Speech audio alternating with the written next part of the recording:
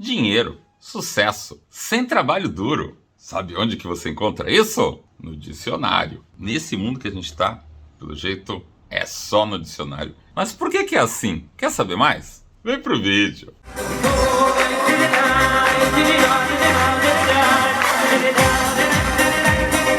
Shalom, sou Israel Tvorek e esta é a porção semanal, a Parashat Shavua Miketz. Miketz significa ao final, ao cabo de quê? Ao cabo de 2 anos, a gente vê o nosso justo Yosef finalmente libertado da prisão, pois ele foi recordado de que jeito, né? Puxa, ele interpreta os sonhos do copeiro, ele interpreta os sonhos do padeiro, e eles o esquecem na prisão. Até que o faraó começa a ter aqueles sonhos com as vacas gordas, que são sucedidas por vacas magras, depois das espigas gordas, que são sucedidas por espigas magras, não sabia lembrar o que dizia esses sonhos, e aí ninguém achava. Você quer saber mais detalhes de como todos esses debates aconteceram e a parte toda histórica disso?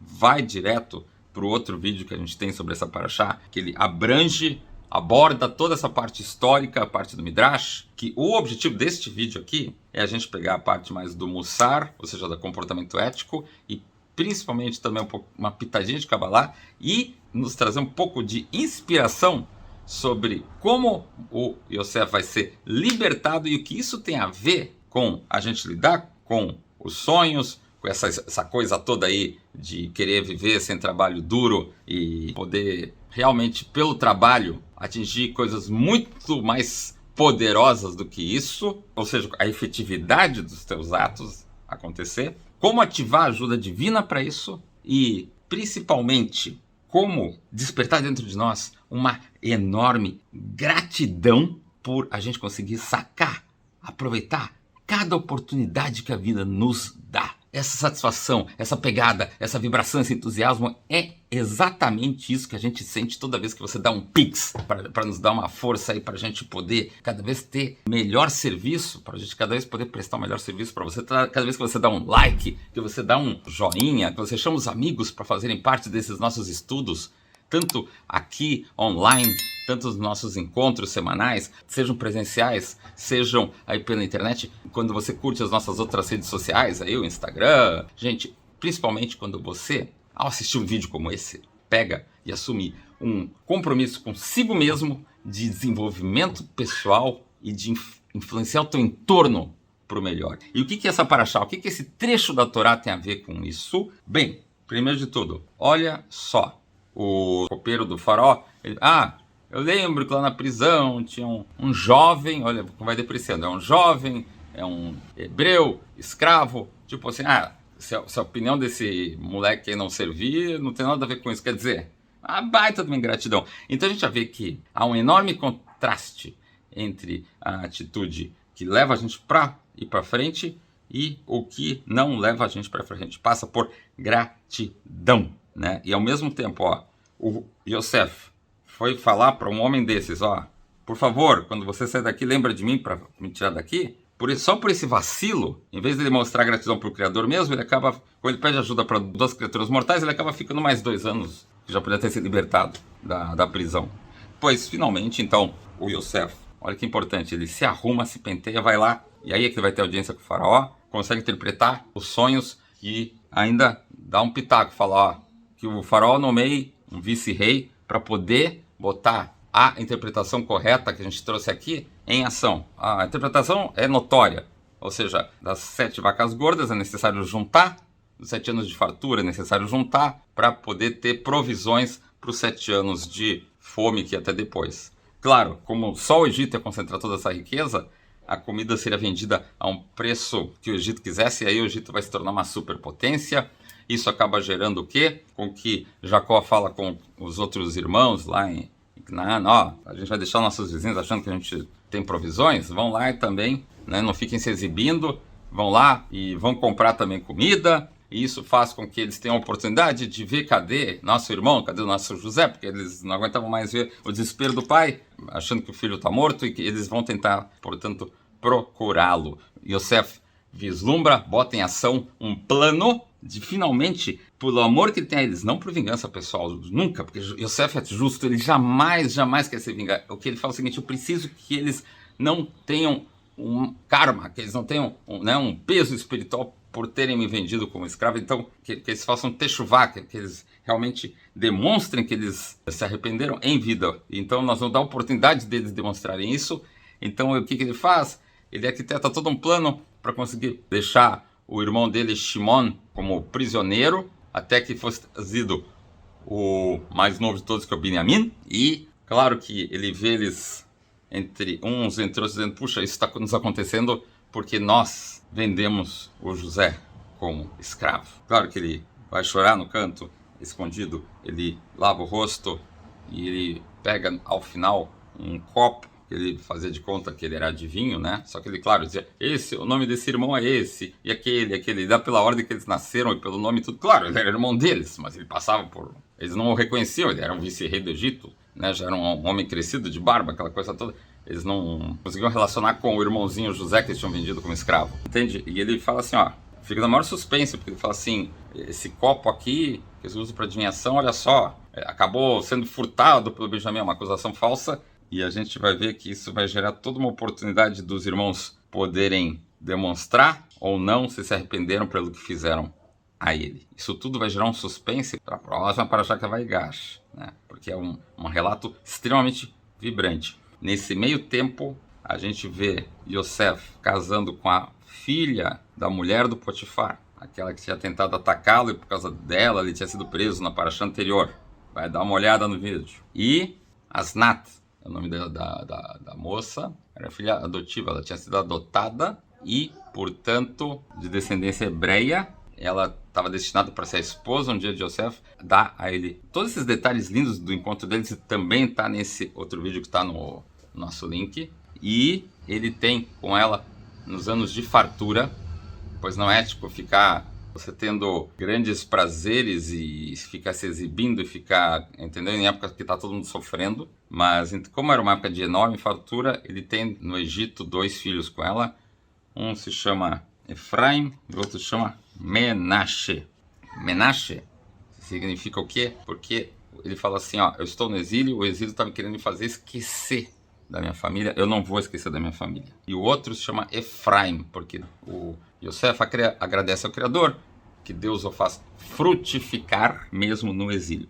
Disso tudo, a gente então tira para a nossa vida prática importantíssimas lições de utilidade imediata. Primeira, antes de mais nada, a gente está indo na proposta do nosso vídeo, essa história de que todo mundo tem dentro de si uma tentação de querer ter sucesso, ganho fácil sem trabalhar. Idealmente sim, mas a gente descobre que a natureza humana não funciona desse jeito. A gente vê a diferença dos sonhos de Yosef com os sonhos do faraó. Nos sonhos de Yosef estão todos sempre trabalhando primeiro e depois vem as grandes revelações. Ao passo que o sonho do faraó, não. Ele está vindo ali, né? O faraó ele sonha com animais, com cereais, mas não com trabalho. As pessoas não tão divinas, elas relutam com essa ideia de trabalho, entendeu? Mas a nossa alma, como é parte do Criador, o Criador ele é essencialmente bom, é essencialmente vibração, essencialmente luz, essencialmente alegria de viver. Ou seja, a gente anseia por doar, a gente anseia por transformar, a gente anseia por ajudar. Portanto, aquele ganho sem trabalho acaba resultando em idolatria, em visão curta, em dependência, como era o caso do faraó.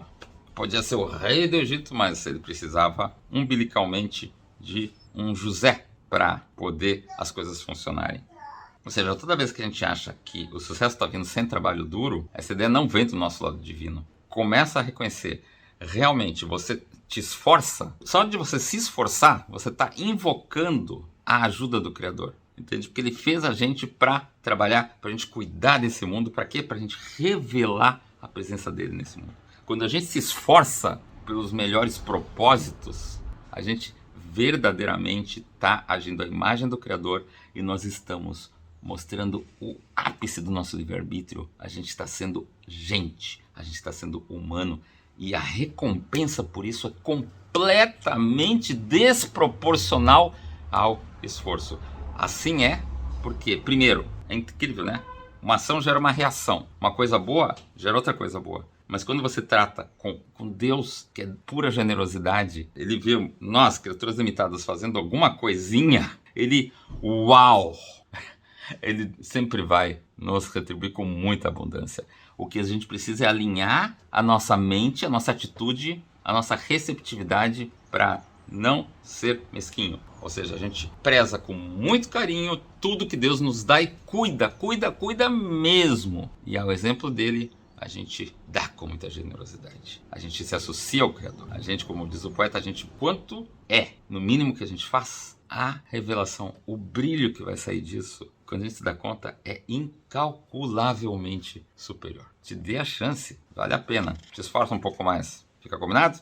Eu também tô junto. Tamo junto. Depois manda pra gente aí o teu depoimento, conta de quando tu tomou uma atitude dessas e tu viu que deu tudo melhor. Outro aspecto, muitas vezes a gente começa a ver o que é o seguinte, que o próprio exílio do José é causado por sonhos que ele tem em relação à família, né? Aquelas das estrelas que se curvavam, as estrelas, o sol e a lua que se curvavam para ele, ou as espigas dos irmãos que se curvavam para dele. Ele acaba exilado por causa disso no Egito. E a gente vê que por causa de sonhos que ele é libertado, por causa de sonhos que o faraó tem, que ele acaba indo para o Egito, e a gente vê que todo esse exílio é causado por sonhos. Ou seja, o exílio, estar fora do seu melhor propósito, a gente estar no Mitzrayim, nos Metzarim, numa situação de limitações, nada mais é, portanto, do que um resultado de sonhos. Então, também é sonho. Então, acorda. Vamos acordar e que Deus nos ilumine para que a gente não esteja meramente desperto fisicamente, mas espiritualmente, para que a nossa percepção seja de abundância, para perceber que está na hora desse mundo dar certo, da gente agir com solidariedade, com generosidade, sabe? Não achando que tem escassez, que tem pouco. Claro, neste mundo material, se as pessoas focam só no materialismo, evidentemente que há uma escassez. Mas não, quando a gente vê que daquele pouco, se for bem cuidado, entende? A gente vai agir com altruísmo, com carinho, cuida bem, uma sementinha vai se transformar numa planta e a planta vai se transformar numa árvore, a árvore vai gerar frutos e, querido, você sabe quantas sementes tem dentro de uma maçã, mas jamais você vai saber quantas maçãs sairão de uma semente, quantas árvores sairão de uma semente. Pensa nisso, cuida do processo, cuida do agora, fase do processo a gente está, com muita gratidão, com muito. E principalmente, mesmo se você sentir dificuldade de ter fé, a gente é feito assim mesmo, mas lembre-se, tem um propósito, porque Deus acredita em você, Deus acredita na gente. Fica a dica. Outra coisa, a gente vê, portanto, quando o Yosef conquista essa confiança de ser galgado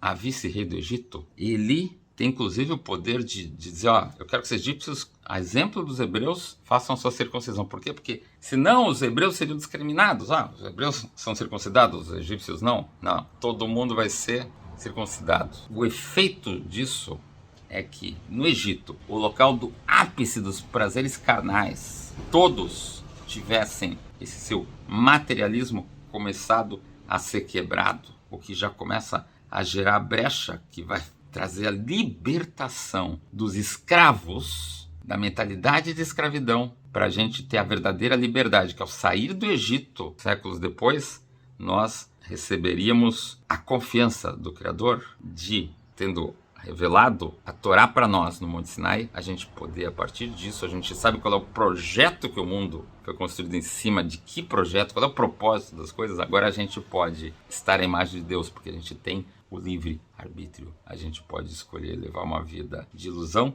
de ser guiado só pelos nossos olhos, pelo nosso coração, pelo nosso intelecto, pela caixinha pelo qual a gente organiza o mundo, pelos algoritmos, né, etc. Ou, né, pelo que o celular te traz. Ou você pega e diz, não, hoje é Hanukkah, eu vou acender minhas velas. Não, hoje é Shabbat, eu vou ficar com a minha família, vou desligar um pouco aqui, rádio, TV, celular. Vou dar um pouco de amor e carinho para aqueles que me amam, para aqueles que Deus me presenteou. Vou poder curtir com calma e saborear esse lindo alimento que Deus está me proporcionando. Pense nisso, pense nisso. Diz um ditado judaico, quem não prepara para o Shabat, come frio no Shabat. Prepara desde terminar um Shabat. Vamos a exemplo de Sara, que assim, essas velas indo de Shabat para Shabat, ou seja, que ao terminar um Shabat a gente já começa a conspirar para que o próximo Shabat seja mais lindo ainda. Começa agora. Pense nisso. Todas as tuas conquistas materiais vão ter muito mais alma. e uma alegria duradoura, permanente. Pense nisso, pense nisso. A gente vai começar a reparar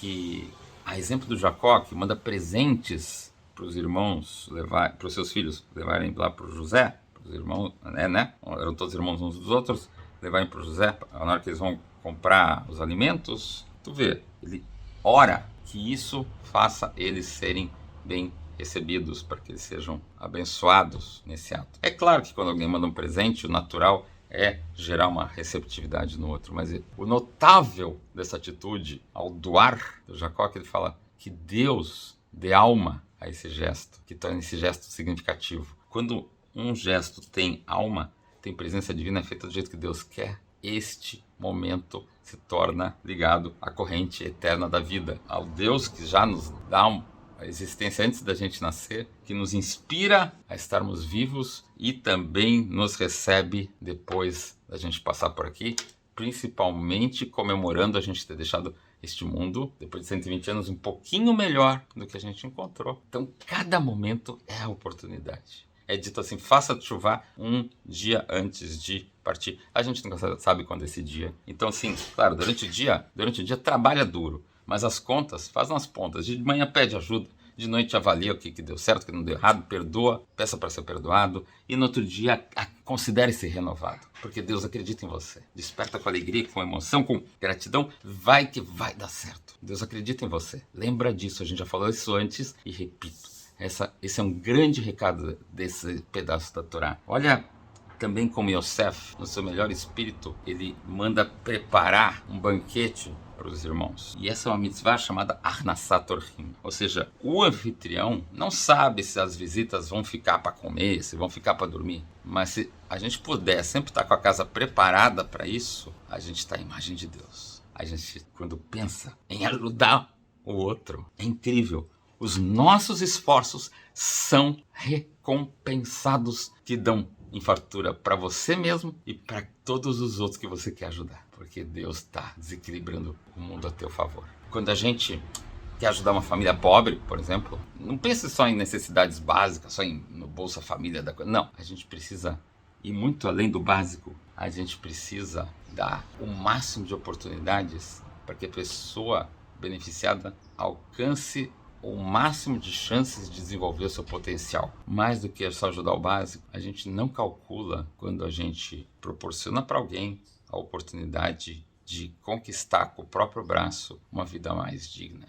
Esse é o nível mais elevado de tzedakah. Se a gente conseguir ajudar alguém a encontrar seu próprio trabalho, seu próprio estudo, seu próprio destino, você está à imagem de Deus. Deus confia na gente. A gente pode. Você já pensou nisso hoje? Não adia, é para já, é para já. E, finalmente, uma importantíssima reflexão. Olha que coisa bonita, cara. O Yosef, ele coloca o cálice de prata no topo da bolsa de Binyamin, o mais jovem. Olha que coisa linda. Yosef sabia que os hebreus iriam ficar no Egito muito tempo. E ele falou, eles estão correndo o risco de serem consumidos pela idolatria, do materialismo, do egoísmo. E eu preciso depositar a ferramenta, a semente, a chave para eles poderem sair dessa prisão. E como é que eu vou fazer isso? O cálice de prata de Yosef, ele alude ao quê? Esse amor, porque prata quer dizer kesef em hebraico. Kesef está relacionada a kesif, anseio.